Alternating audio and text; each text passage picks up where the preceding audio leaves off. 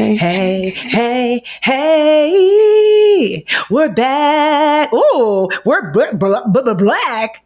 It's the new year, Brown Edition. Hey, You're just showing off with all the vocal cord strength that you have. You're giving me like Billie Holiday vibrato. It's just not nice to do that to me when I can't join in. This is past Mandi and Tiffany because we're taping in December. And although I know you're listening, this is the first show of the new year. But, you know, I'm in Kenya. Oh, I'm in Kenya, Mandi. What you doing? I am surrounded by toys that I still have to put together, and wrapping paper is coming out of my eyeballs. And I'm in Atlanta, Georgia with my family for the new year. Yes. So that's what we will be by the time this airs. But we wanted to we don't want to leave y'all alone on New Year's. So we figured we'll tape a special New Year. I'm so black, New Year's with an S. We tape a special New Year episode to just talk about some of our financial goals, business goals, credit goals, I think this episode should really just be about kind of like forecasting what we'd like to see for the new year. And we would love if you guys share back with us, what you'd like. And then, maybe we could revisit at the end of the year, see how far we've come. Oh my goodness. Yeah. I mean, I feel like for me to move forward, I need to look back at where I went this year. It's actually really helpful for high achievers like us. Sometimes you're so busy achieving the stuff and doing the things that you just aren't so good at. Like my therapist is constantly like, do you feel it, what you're saying you did? Do you feel that you did it? And sometimes the answer is no, I don't actually, it doesn't sink in. And you don't appreciate it, which can be really damaging because then you end up feeling like you have to keep striving and keep doing more, and then you get to be burnt out. But if I can look back at 2022 for my business, my Mandi Moneymakers this time last year did not exist yet. I had just gotten signups, I had just announced enrollment, and it blows my mind that this thing did not even exist. But because of the faith of the women in my community, signing up, this has become the cornerstone of my business. And it was my goal to become businessly independent, where I was relying less on influencer stuff and consulting. I had been doing consulting to kind of bankroll myself early on as I was doing free career coaching and stuff, just playing. And so I'm really proud that now Mandi Moneymakers has become such a big part of my business, and it has gone through. I didn't wait till it was perfect. I have iterated and changed it and iterated and changed it up until moving to an on-demand version as in just this past September, relaunching. So I'm really proud of that. And as far as Mandi Moneymakers goes, thank you. As far as Mandi Moneymakers goes in 2023, I want to be able to say that Mandi Moneymakers have earned collectively $1 million more through the power of negotiating and quitting their way rich. So I'm working on a process so that I can start tracking that, so that we can celebrate the growth, because that's what my vision was for Mandi Moneymakers is there's going to be this force of women of color, especially, who are out here in the world, and no one's going to see them coming, but we're sneaking up on everybody. We're negotiating like badasses, feeling we're able to walk away from bad situations and get better opportunities and earn more money. And I just want there to be this movement, of us not waiting around for pay equity, for taps on the shoulder, for new opportunities, and just seizing them for ourselves. And I'm very proud of that. So that's one of my big business goals for 2023. And so I'll do a business goal. Paying myself regularly would be nice. So last year, it was an interesting year because I closed. Was it last year? I think. Yeah, I closed one of my businesses down. I had a marketing company, and it just, although I'm not gonna lie, profits were good when we had them. I just couldn't spread myself any more thin. So I closed that business down. Plus two, after Jarrell passed away, I was just I don't want to do it. Also last year, my online school, this past year, my online school did okay. Not as good as our peak when we made $10 million in a year. We made about half that, It was it definitely limped along a little bit because this is the year I also stepped down as CEO. And so the new CEO has had a huge learning curve. But I'm proud to say, we more than broke even. It's not we weren't profitable. We just weren't as profitable as we normally are. So, we didn't have to dip into emergency savings. Everybody got paid. Everybody got their bonuses, all the things. It just wasn't that when I was running it, it wasn't as profitable. We didn't make as much. But I mean, honestly, I know on the surface, I could tell for the CEO, she was like, oh, Tiffany, I'm like, girl, I have 15 years in the game. The fact that your first year in under duress, you were able to do this is tremendous. So shout out to Tam. She was awesome. But the Budgetnista was the surprise sleeper. Sis woke all the way up because for the last 6 years, I really did the Budgetnista in my spare time, basically. I know it didn't seem like it, but I did. I was really focused on my online school because it took a lot. We had at our peak, 30 employees. So I was really running that business. And so I just when Budgetnista things came up, I would do them, but I wasn't, the Budgetnista, people would be shocked that in comparison to what it made to the Academy, it didn't make much, because I just was like, anything that just randomly came in, sure. But it didn't have a business model, but this year, because I stepped away from the Academy, I've been able to focus on the Budgetnista, which I love. That's always my first love. And it's done really well, I remember I was talking to Anjali, my financial advisor, and I was like, oh, the Budgetnista is doing really well, in comparison to the years before. It's always been profitable, but it's made twice as much. And she was like, yeah, because you're there. And it took me a while for it. Honestly, Mandi, it still has not sunk in that sauce sold separately, that I bring the sauce. I don't know. Isn't that crazy after 15 years that it's like, oh, wow, when I left here, this didn't do as well. Yeah, girl, because you're not there. When I came here, this did well. Yeah, can't be the Budgetnista. Yes. So it's the Budgetnista. It's like, Tiffany, it's you. You do well because it's you. Wherever you go, there you are. And so I was just like, okay. And so, all in all, honestly, it was a good year.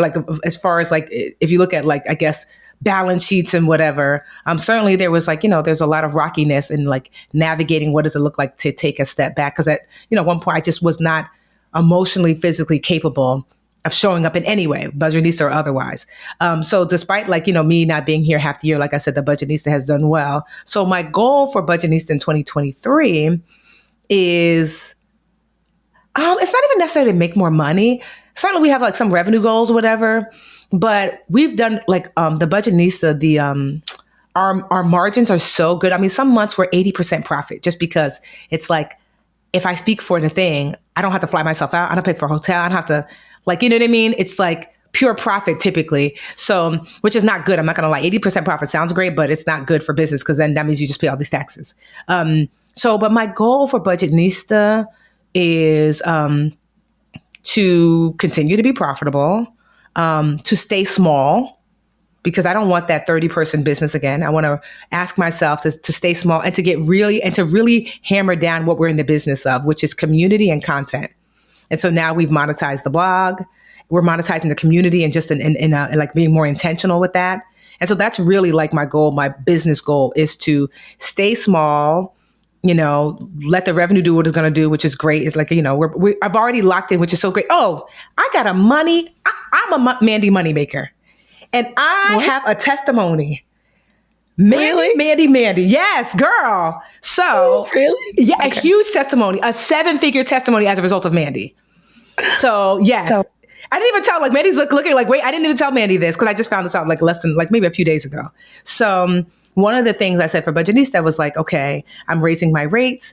And remember we had the hot seat where I asked you questions and I wanted to get better at negotiating. So I asked Mandi, I said, I'm raising my rates. I'm basically doubling them because the Netflix came out and who does that?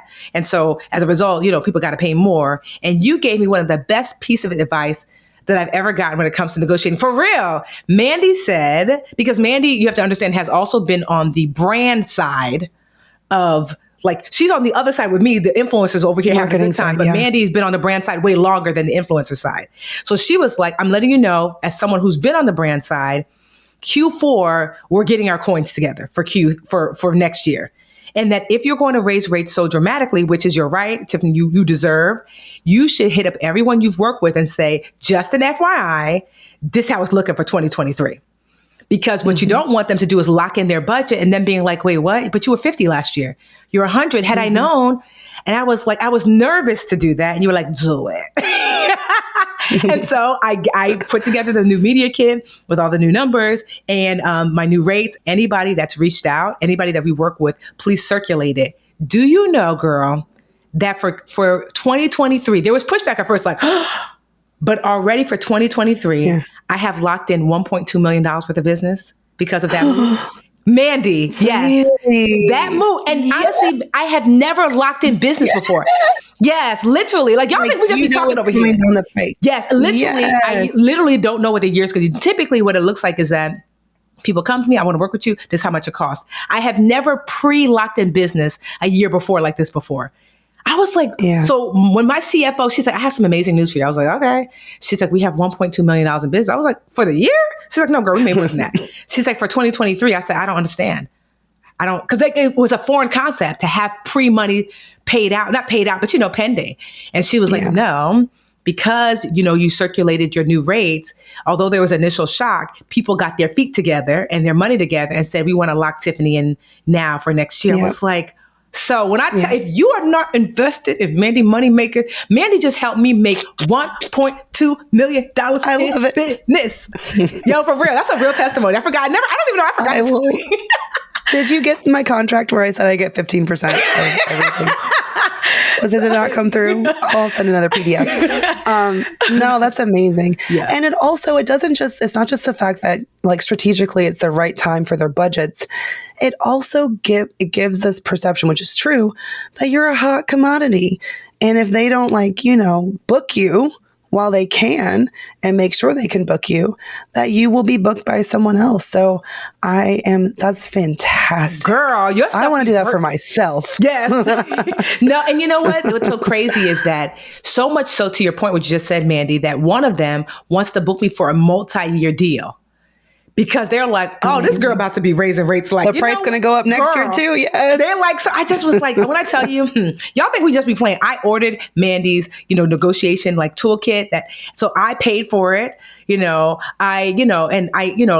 thankfully I get to talk to Mandi. And so this is her expertise. So I just share that to say that that's, the goal for next year. Basically, my revenue goals, I know I'm going to hit them because we're like more than halfway there.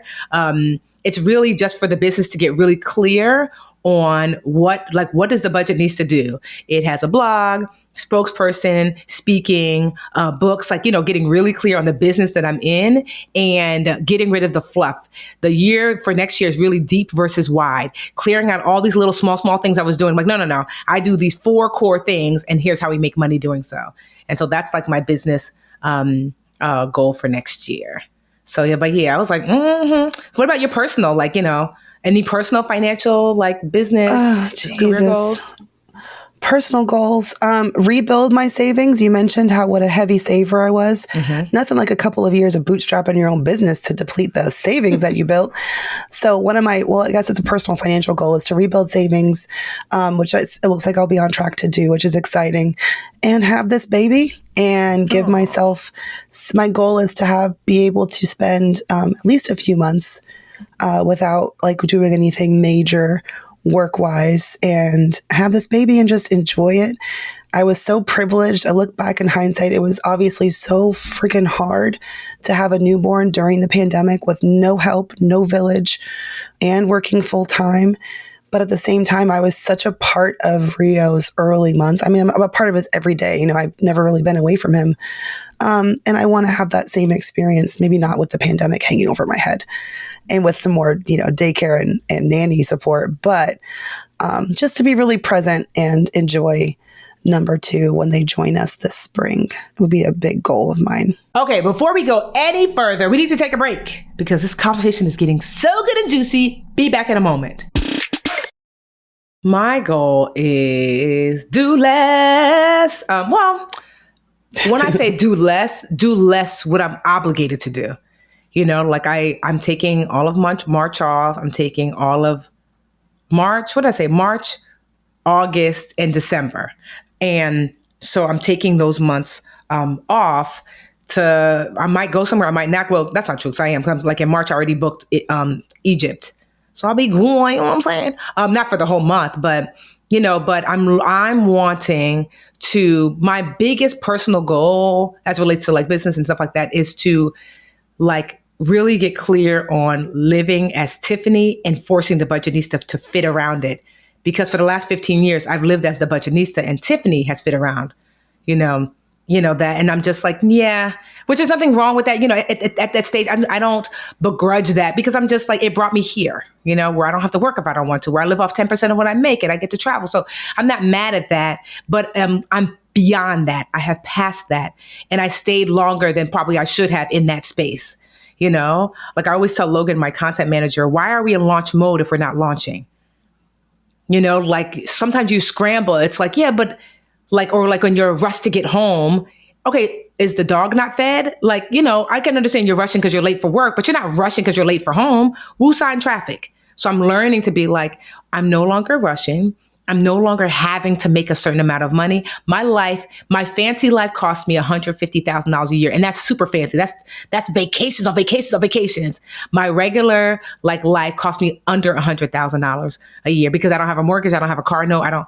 So meaning that that's less than 10% of what I make as take home. So I don't need to, I could be a teacher and manage the life that I have now. So I'm just like, if we're not launching, we're not living in launch mode, Tiffany.